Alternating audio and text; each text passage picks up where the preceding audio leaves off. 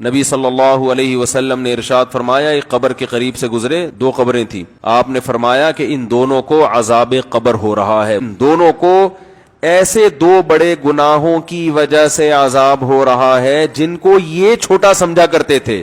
ان میں ایک فرمایا ایک ان میں پیشاب سے نہیں بچتے تھے۔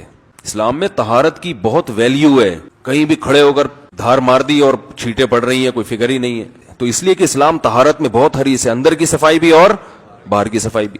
دوسرا نبی نے فرمایا یہ چغلی کیا کرتے تھے، ادھر کی ادھر، ادھر کی ادھر، اس پر عذاب قبر ہو رہا تھا۔